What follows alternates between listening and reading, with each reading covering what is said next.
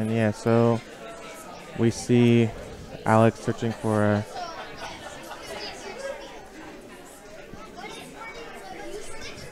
Oh, yeah, sorry for the audio issues. The sound was turned down for a bit. So we see that Alex has... He searched for a Jirachi to find him a Sycamore to try and get set up. He does have the Exeggutor online. Dropping another Execute onto the bench.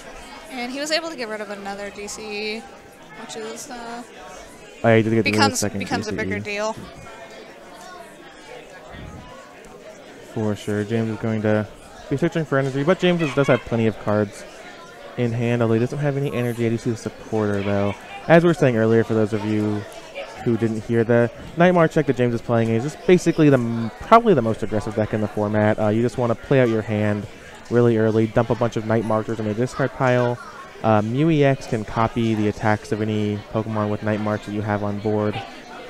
And Night March says it does 20 damage times the number of Night Marchers in your discard pile. So, as you can see, James currently has 9, it looks like.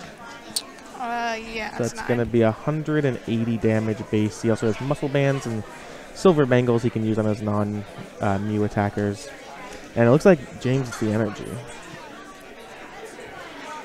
And James can't play supporters, of course, because of the blockade attack.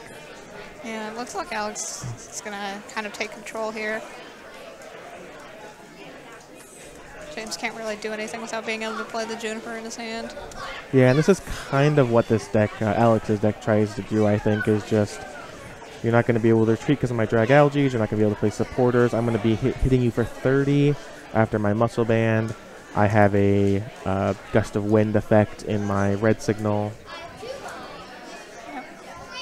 Yeah, this deck can really capitalize on your poor draws, I suppose. Like it has many different outs to lock your opponent. For sure. He also has Crushing Hammers, as we've seen, so just kind of attacks you from all angles. The only thing I would be worried about if I were Alex in general is I think the damage output is pretty low. Even something like Seismitoad, which is also a low damage output deck, is attacking for 30 base, 50 after a Muscle Band. This deck does have lasers, of course. I imagine it plays Burbank City Gyms as well, but those will be a little bit harder to stick with James's Dimension Valleys. And there's that Bouffalant that James has been coveting throughout the weekend.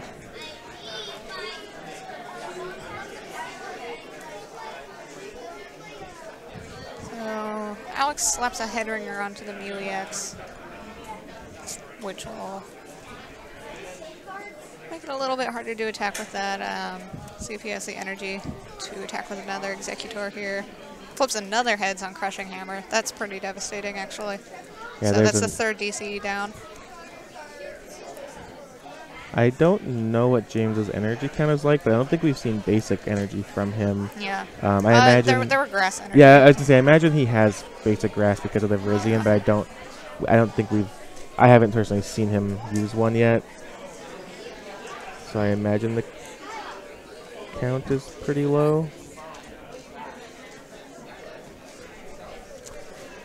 And then if you're new to this format, you can probably see that Alex's deck is looking pretty thin. It probably has about 10 cards in it, if that. But Alex will be using a Lysander's trump card to reset the whole thing, put his discard pile back into his deck, do the same with James's, which is quite devastating for the Night March deck, actually. Putting all those Night Marchers back, making James have to redraw all of his battle compressors, it can be absolutely crushing. So Alex whiffed on the Exeggutor attack last turn.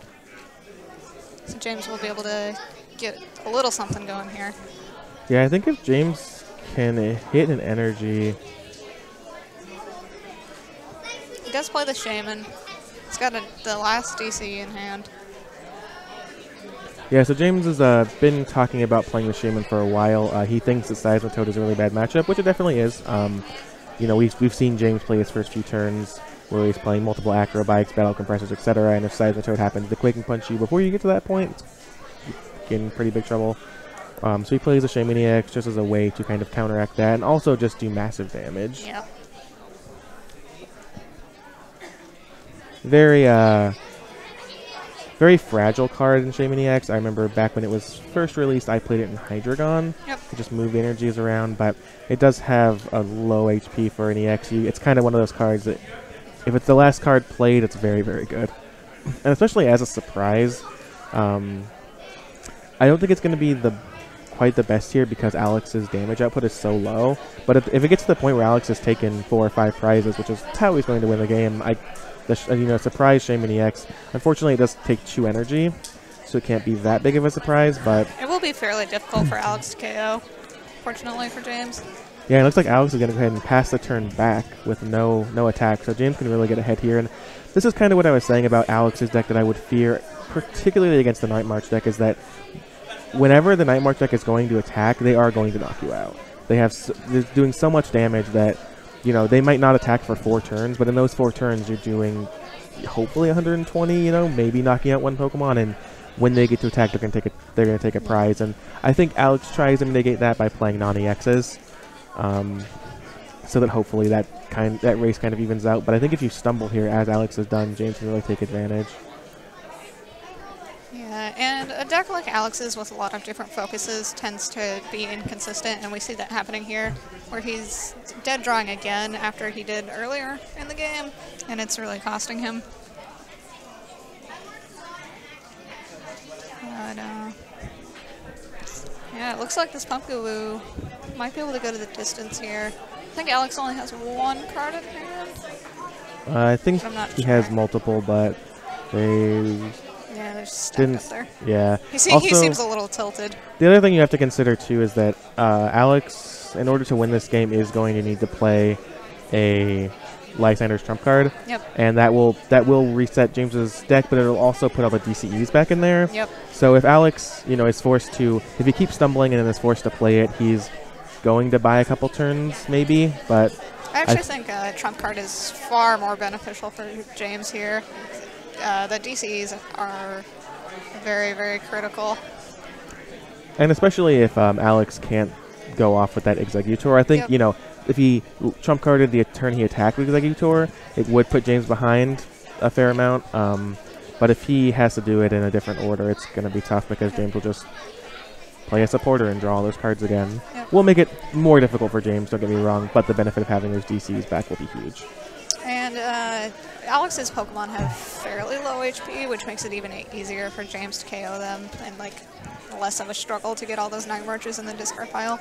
Great point, great point. The Exeggutor sitting there with 30 HP will be knocked out by 1 in a muscle band. Yeah. We see a dowsing machine. With Alex having no cards in his deck, I'm going to guess it's going to get a... I was going to say Lysander's trump card, but he got an Ultra Ball, so he must have the Versus Seeker or something else in hand. Yeah, there's a Versus Seeker. And Alex is doing this. He's going to go ahead and take the Ultra Ball with the dowsing machine so that he has it back in his hand to search things out when the discard pile resets. Yep. Pretty clear play. Lysander's trump card definitely adds some elements to the game, I think, that are, I would say linear, but also pretty skill based. You know, I think a worse player might have forgotten to do that or did things in a different order.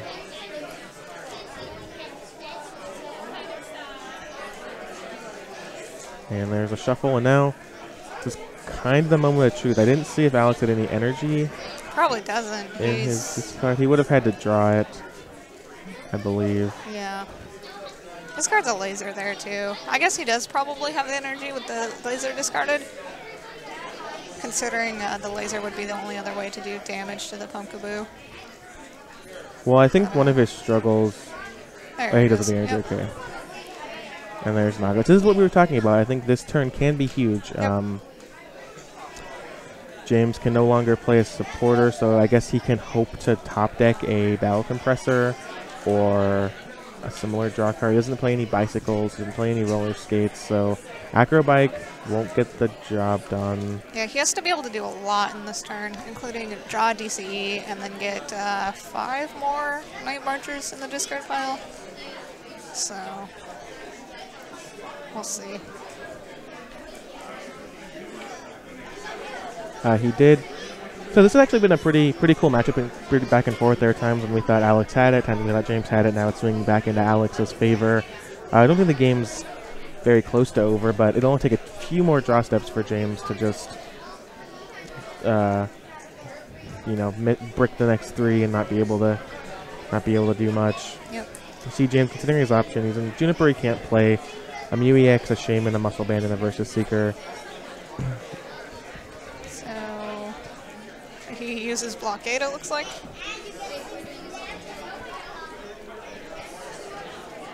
Yep, and then Alex just draws and attacks. So he draws another Night Marcher here, which is pretty convenient.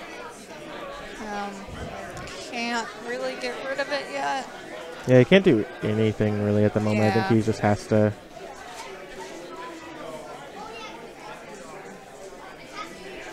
And Alex swapped out the stadium there, so it's even more difficult for James to attack that head ringer on Mew. And it looks like Alex is getting rolling here. Gets his Electrode out. Yeah, and Electrode also is a pretty good defense versus the Mew EX topping your blockade. I mean, it's getting to basically play a supporter every turn without. I think Trevor Reed has won his round 1 match. So he will advance to 1-0 here. So he goes for the Skrelp again. I guess why not at this point? May as well. Might as well try and get the lock up, per se. There's a draw. And there's another Night Marcher. Yeah. Can do nothing with.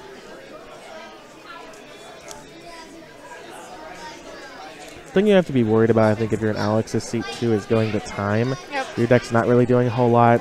And so I could see a situation where Alex wins this game, it takes 10 more minutes, and then James wins a fairly quick game 2, and then we go to a game 3 that Alex just can't actually win. Even if we had a very quick game 2, it would be difficult for Alex to win, I think, assuming this game goes a little bit longer. And there's a Virizion EX.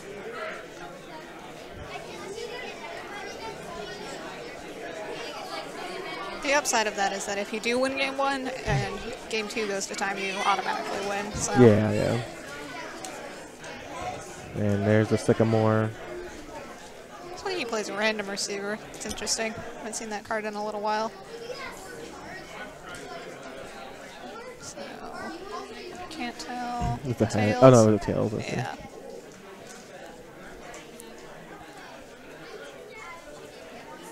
And at this point, if I'm Alex, I think I just want to attach that other Exeggutor and kind of get things rolling. He can also...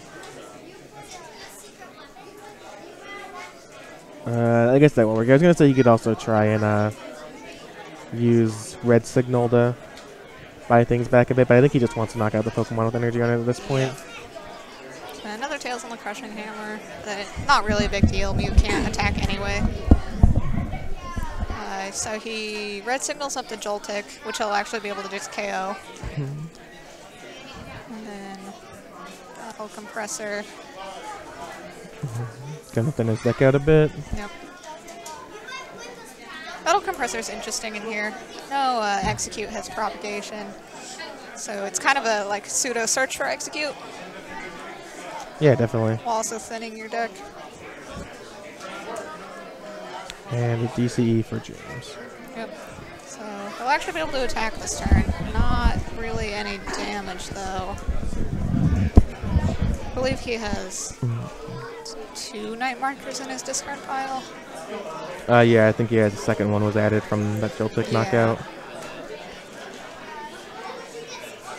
But then again, Alex won't be doing much damage either, and James will like slowly win that race. Yeah, I mean, if you just compare the attacks on the cards, I think James is definitely going to be winning the race. I just think that Alex hopes to win via lasers and such. Yep. And he will be able to laser this new Mew if James promotes it, since it doesn't have a grass energy on it. That would be 60 damage total, which is actually quite a lot. So do you like the play of red signaling the Joltik there? Yeah, I think so. It's basically just a free KO. And that Mew wasn't attacking anyway. So I think either way was fine there, if you continue to attack the Mew or KO the Joltik. Yeah, I think you just had... The question, I think, is whether adding another Night Marcher to the discard pile is worth maybe James drawing the DC and Baby only able to attack with the Mew, which he did, as we saw. Yeah, I guess it would be a better idea to hold that KO for a little later, since that Joltik's always going to be there. Yeah, there may be something I'm missing. I'm not very well versed in Alex's deck or list. Just hoping that James didn't have another Night Marcher, because if he didn't, he wouldn't be able to do anything at all. Random receiver for his entire deck. Yeah, reveals the entire deck.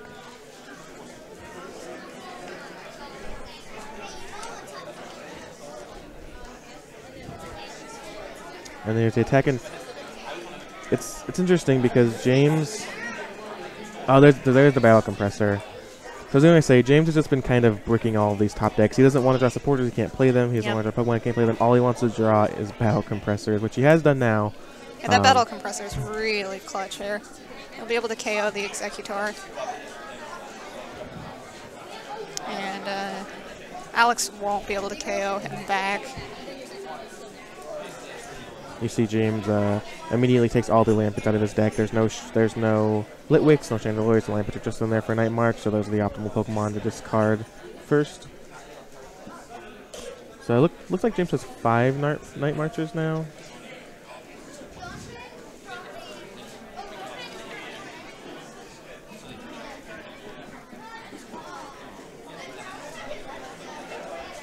So James is going to take the KO here.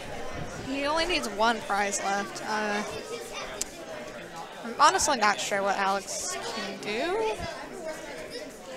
Yeah, we saw how quickly that match turned around just by James drawing on his maybe 5th draw step the Battle Compressor. Yeah, the control really shifted sides. It's bounced back a lot in this matchup, actually. Very drastically, yeah. A few times.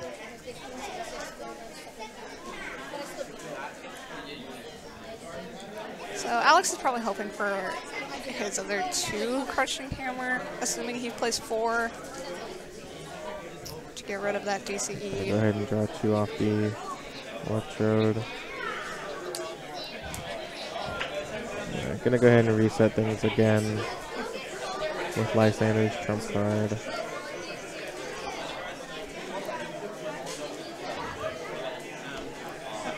And now he's in a position where, I mean, it's just he keeps doing this. I mean, it's going to reset James's damage output to basically 0. Although James can copy the other Pokemon on the field, but I just don't know how much it actually matters. I think. Go on. Oh, James does play Grass Energy, so if that DCE isn't gone, he's actually online for Emerald Slash or Stomp, I believe, is Exeggutor's second attack.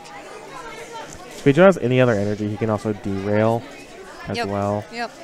Just for an 100 after the Muscle Band. It's a Versus Seeker. Obviously can't be played. So if he can copy Blockade, can he copy any of the other attacks? Night March, obviously. Buffon. Well, I mean right now, sorry, with the amount of energy he has. Yeah. Electrode, maybe? I don't think so. He just he takes a Lightning. Yeah. And there's the Enhanced Hammer. For the DCE, yep.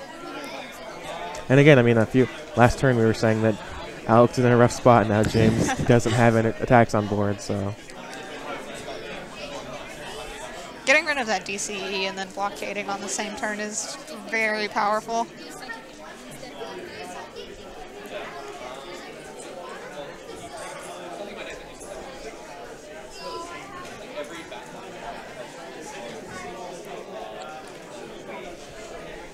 Yeah, so James just ships his turn over, and Alex is going to be able to take a KO on Mew, and that Joltik is kind of just a sitting duck for the turn after. Yeah, things aren't looking good. And there's the second Exeggutor. Alex just thinning his deck a bit and preparing for the worst. So if James draws, no, he'll need multiple draw steps to do it because he cannot play supporters. Yep. He can certainly stay alive. Yeah. He'll be looking to stall here, hoping that Alex doesn't have a Lysander or a Plasma Energy, which seems unlikely. Yeah, I don't know what's in Alex's hand, but because a way that James can win here is draw a Battle Compressor, Battle Compress, next turn draw a DCE. He draws the escape rope though, which is basically useless. He can also... Oh, he doesn't have energy in his hand this turn. Though escape rope will actually force Alex to have an energy to retreat, I believe. Heals, but it'll still do more damage on the laser. So trying to put him to sleep. Still tails. And Alex has a Versus Seeker for Sycamore.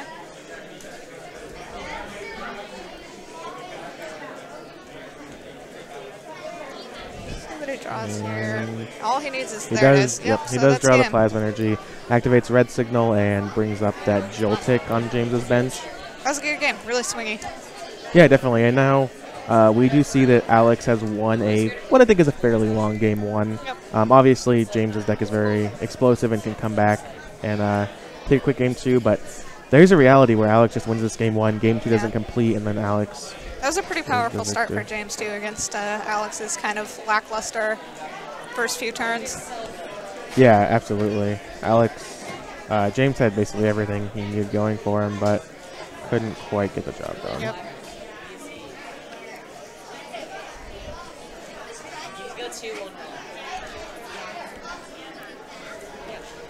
How do you feel about the format right now, Amelia? Have you been playing much? I think it's pretty solid. I really like the Flareon deck. It's kind of a refreshing deck. Adds a little more nuance rather than just kind of beating your AXs up against each other. Fair enough, fair enough. Yeah, I think the format's pretty much fine at this point. Yeah, there's a lot of different decks to choose from depending on what you prefer. So...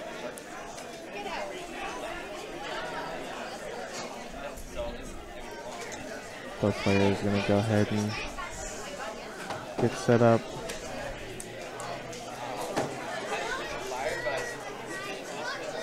Alex slow rolling the mulligan there. Oh. A little bit.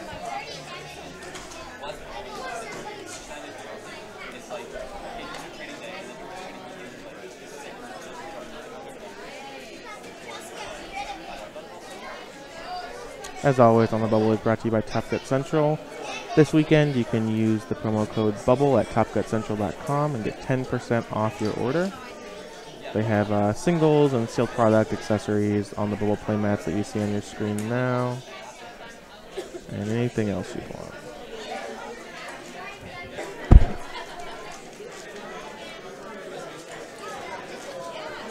Looks like James started with a grass-type Pokemon.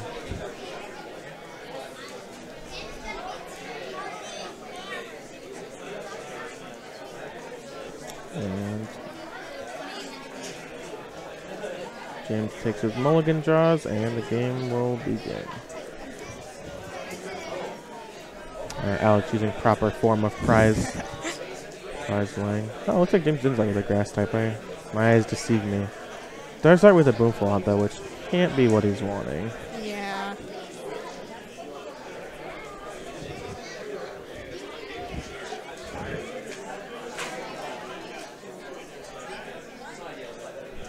So we see him start off with computer search there. Actually, this is a pretty good start for James. If he gets Dimension Alley, DCE, then he'll be able to whack the Genesect for 120 damage.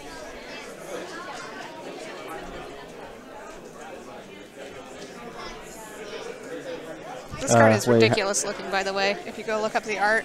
On the Boomflaunt? It's very silly. Yeah. What's the ability? It does 40 more damage to your opponent's grass. Oh, right. So he escape ropes to put the Mew active. And he does get that DCE. Will not be attacking this turn, of course, but is loading those Night Marchers into the discard.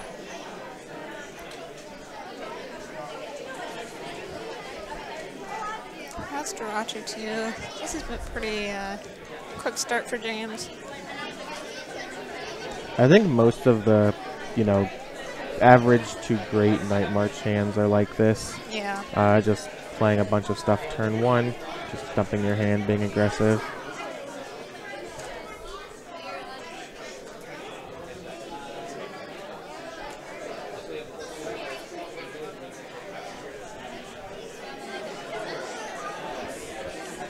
So he doesn't get the Dimension Valley, just slaps DCE and Muscle Band on Mew. Alex gets Lysander's trump card into the discard pile with Battle Compressor again, which is like a really clever play, so you can burst the secret back whenever you need it. That's a trick we've seen. A lot of decks use. A lot of Sideshow decks will just be able to go through their entire deck. Oh, last turn, Rush Seeker, Lysander's trump card back. I can do it all again. Yep. I really like all the discard pile manipulation that's in the format right now. It's quite a bit different than what we've seen, as opposed to, standard attaching energy from your discard pile or whatever. Adds a lot of nuance. I agree.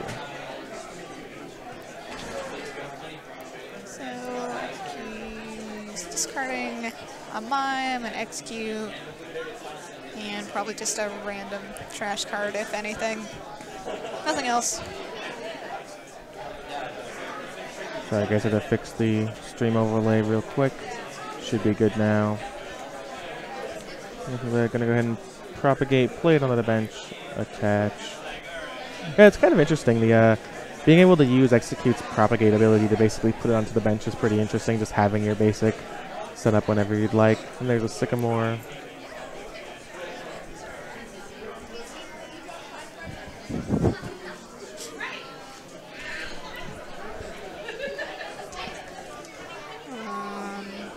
And another propagation. James is. I think you can kind of tell that James knows that time may be of the essence. He has a dice in his hand. He almost rolled it just a minute ago. He's getting a little anxious here. Understandably. Yeah, definitely. Also, this tournament's going to be just so tough. It's 7 rounds. I haven't done the math yet. I will do the math in between rounds, but James. A first round loss is probably going to require you to go 5-1-1 to make the top 8. And with a first round loss, you're going to be so far behind, both in the fact that you have to win 5 straight, but also the fact that your tiebreakers are going to be worse. Yep. So if any 5-2s make it, you probably won't be one of them. So it doesn't end your tournament. Certainly those people have lost round 1 and gone back to win the whole thing, but it definitely puts you in a bad spot. James's Mew stays asleep, which is pretty unfortunate for him. He only plays 2 switch cards and already played his escape rope, so he'll have to fish for a regular switch to be able to attack this turn. Looks like he's making a pretty big consideration off his acrobike, which isn't typical.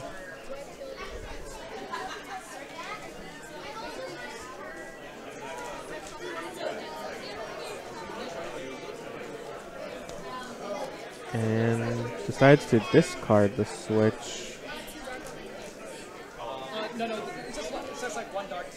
Interesting. He took a Versus Seeker, so it looks like, he wouldn't have had a way to retreat if he took the switch, which is unfortunate. He does have Escape Rope, which he can use to... I believe he used it on turn 1. Oh, my. Oh, he actually did, yeah. Because he started with the Bufflon active. Yeah. So I don't think he has any ways of switching out of this right now, and of course he cannot retreat. He is getting quite the Night March count up, though. Yeah. It seems like a little bit of overextending if he can't attack this turn, since he knows that Alex has a trump card in his discard pile and possibly an Exeggutor online next turn.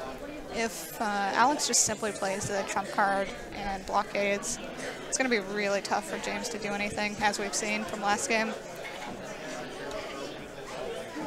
And that's a pass of the turn from James. Going to go ahead and flip. and stays asleep. You know, this is a pretty classic aggro versus control match, I think. Because if James gets rolling early, it's hard for Alex to come back, but if James stumbles at all and gives Alex a window to kind of set this whole thing up.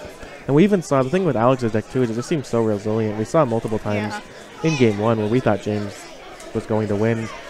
And not like it was a beating, it was very close, just had one prize left, but Alex's deck just has so many options. And just has such a control lockdown with, you know, no supporters, no retreating. I have almost infinite gust of wind effects. There's the enhanced hammer.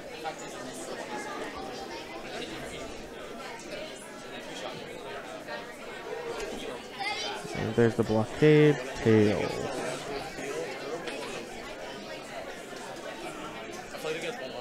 Another acrobike. Looks like an N and Mew. Have to believe he's taking the N there. Yep. So he won't be able to do anything though. Just passing passes the turn.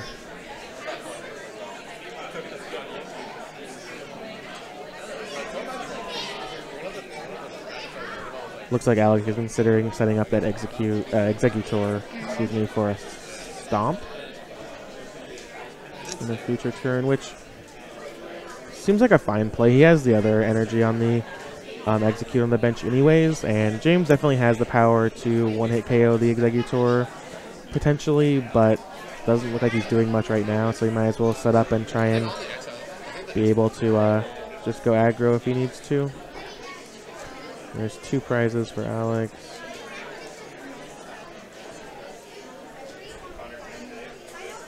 Promotes the Joltik, wise play, both it's his main attacker and if he happens to draw an energy, and if not, it's going to fuel another Night Marcher into the discard pile.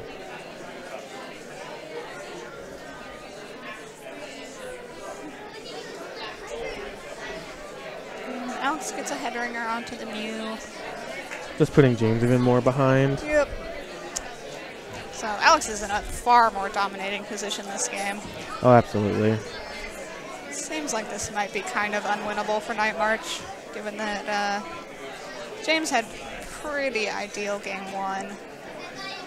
I mean, I think that if James drew any good cards in the first 4 turns after in game 1 after Alex played last night's trump card, he would have won. Like, he'd go down to 1 prize. Yeah, absolutely. I agree that once you get into this position, James is probably 10% to win. Yeah. But I think it's pretty live throughout. Alex Koch is a player from Eastern Washington who qualified for Worlds this year. I think this is his first year qualifying. For those of you who aren't from the Northwest, Eastern Washington is, you think of Western Washington, you think of Seattle, you think of rainforest and rain and Starbucks, and Spokane, where Alex is from, Eastern Washington, is pretty much a desert. It's kind of one of the unknown little hidden facts about our state, so he has to travel quite a bit for all these tournaments. From where he lives to Seattle, for instance, is probably 5 to 6 hours over mountains, so earning his invite definitely says something, I think. And James Good, of course, the World 2013 third place here in Vancouver, actually, managed to defeat Takuya Yaneda with his Blastoise deck before losing to Simon Road in the top 4. James, not qualified for World this year, hasn't quite taken the game as seriously. Looks like there's some coin flip dispute, but looks like it's resolved. Yeah.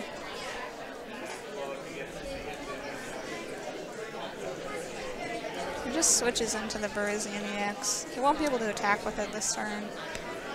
I think he's just trying to avoid his things getting knocked out for as long as possible. Like, if James does have a path to victory, I think it's probably... Actually, James's path to victory is probably Alex trying to go too aggressive, stomping, and then James being able to end him low and coming back. Even that seems unlikely, as James will only have 1 turn to be able to play supporters, assuming that Alex sets up another execute, but... the Exeggutor, rather. Yep. And there's the Dimension Valley. Alright, alright. Yeah, there's just not really much you can do here. A handful of cards he can't play. Be KO'd by Exeggutor this turn, and then Alex will only have to take 1 more prize. Yeah, looks... And he's almost got Stomp online, which can KO Mew. So. Yeah, not a great Or place to Mime, be. actually. Yeah, And James is going to go ahead and concede. The game was over. It might have lasted a few more turns, but it was over. Alex Koch advances to 1-0. Interesting deck. James Good also playing a kind of, I wouldn't say unorthodox, but definitely a deck that I think was maybe not everyone in the tournament. I think he was expecting to play into like a Field of Yveltal or in Flareon. Yeah. So I'm going to go ahead and grab Alex for a quick interview, talk about his deck a little bit, and we will be right back.